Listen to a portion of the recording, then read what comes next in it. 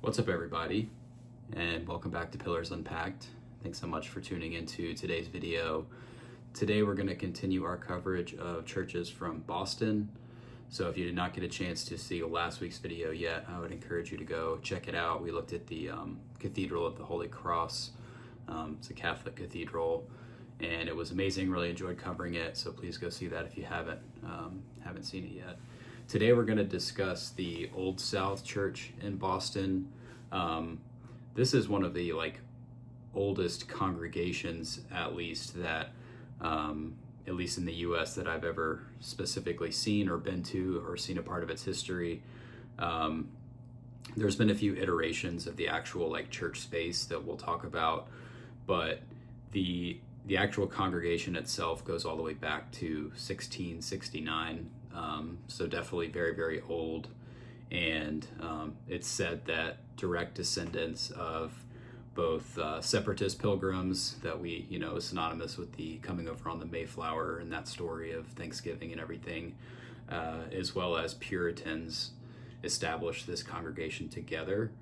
And again, 1669 goes back a very, very long time. The first physical space that they met in was called the Cedar Meeting House, and it was located in kind of the south part of the town, so that's why the name Old South Church sticks. They moved in 1730 to the Old South Meeting House, which is a church building, and you can actually still go, you can see it today. It's on the Freedom Trail. It's more famous for being the location of where Samuel Adams led a meeting that prompted the Boston Tea Party.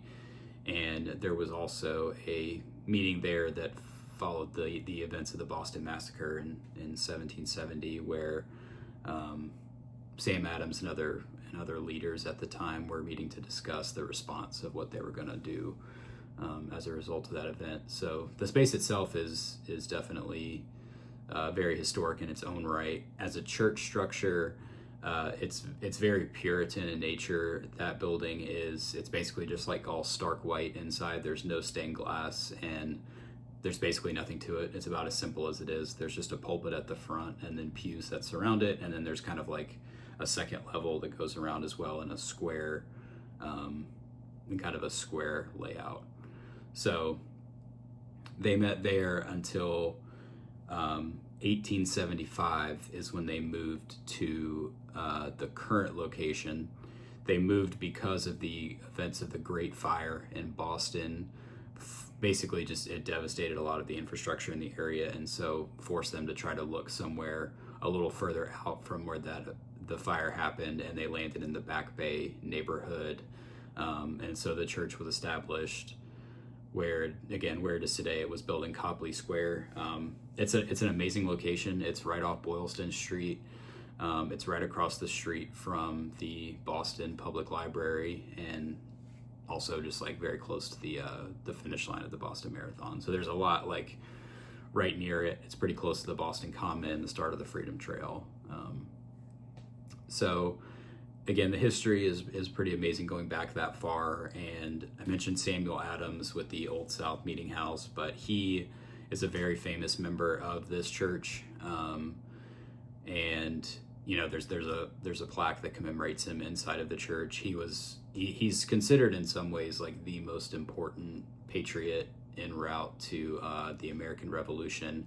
He's synonymous now with the Sons of Liberty, and Boston really was the epicenter for a lot of the early action in response to Britain and some of the acts that they were forcing upon the colonists.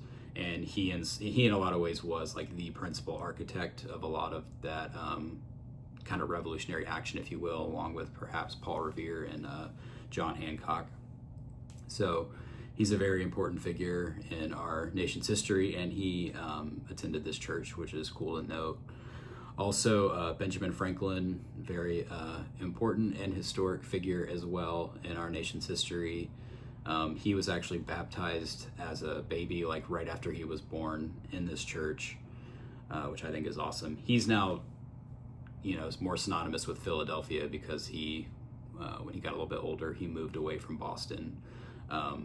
But born there, raised there, so I think it's a cool note that he was baptized in this church. And his parents as well, obviously they attended the church. They are buried in Boston as well, at the Granary burial ground. So some interesting notes there. Also, Samuel Sewall, there was a plaque that was focused on him as well. He was a judge in the Boston area, and he was a member of the congregation for a long time. And I think he was one of the very first to actually publish something in North America against slavery, like in 1700 or so. So definitely very early abolitionist, at least in a vocal sense, in the drive to end slavery. And being a part of this congregation, he made biblical claims against slavery, and just that it was against the very nature of what God intended for his creation, and labeled it as sinful. So just kind of an interesting note there. So the church itself, while this building, the actual space doesn't go all the way back that far, still, 1875 is quite old, and I think you can get a feel for that in the actual space itself. Similar to what we discussed last week with, it's a quite large space, but you can't really get the perspective of it, especially this one, because it's on the corner of a city block and there's other buildings behind it. So you really can kind of only see what you can see from across the street as far as the exterior is concerned, but you can't really get far away from it to get much other kind of perspective on it. There's also there's a school, there's other administrative buildings attached to the church as well, so it's just something to keep in mind. But as far as the interior of the church, it feels very old, and they got away from kind of those Puritan roots, if you will. There's a little bit more, it just feels a little more ornate than that the old South Meeting House did in their prior location. I really liked the like kind of deep cherry wood all the way throughout. It gave it just like a very warm feeling. It feels like a space where, you'd see like in the interior of a cabin in the mountains or something, with like a nice like wood fireplace. It feels very like at home in there, which I really appreciated. The organ was also very impressive.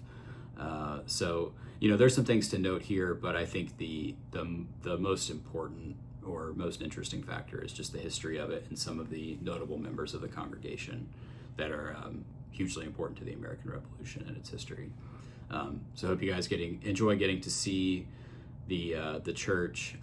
Stay tuned as well. I have some other videos that are going to come from churches in Boston. They'll probably be posted as shorts on my channel, but they should still show up the same way. I was not able to get on the interior of some of them just because of it being the holiday weekend. Some hours were different, and so I couldn't get inside, but still got to get a good feel for them from the exterior and got some footage of that. So just stay tuned in the coming weeks for more of those videos, and hope you guys enjoy this video and getting to see this church. And until next time, keep looking up.